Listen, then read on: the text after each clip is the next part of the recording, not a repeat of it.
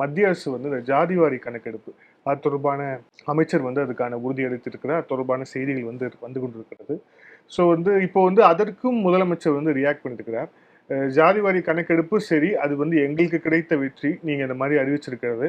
ஆனா எப்ப பண்ண போறீங்க, எப்படி பண்ண போறீங்க அப்படின்ட்டு வந்து கேட்டிருக்கிறார். அதுக்கு வந்து ஒரு டைம் ஃப்ரேம் வந்து கொடுக்க முடியுமா அப்படின்ட்டு வந்து முதலமைச்சர் கேட்டுக்கிறார். ஜாதிவாரி கணப்படுவது எங்களுக்கு கிடைத்த வெற்றி.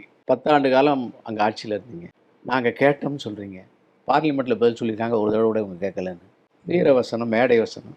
இந்த 4ஆம் தர பேச்சாளர் இருக்காங்கல்ல, அவங்க திமுக, அதை மாதிரி ஒரு முதலமைச்சர் சொல்லுகின்ற வசனம். ஜாதி ரீதியான இந்த சென்சஸ் எங்கேயாவது கொண்டு போய் விடுமானால், எதற்கெடுத்தாலும் ஜாதி பேசுகின்ற இந்த அரசியல்வாதிகள் அதை வைத்து இந்த நாட்டில் ஜாதி போராட்டங்களையும் ஜாதி பிரிவினைகளையும் ஜாதி வேற்றுமைகளையும் உருவாக்குவார்களோ என்கின்ற பயம் தேசபக்தனுக்கு இருக்கிறது, ஒரு சின்சியரான குடிமக்கனுக்கு இருக்கிறது.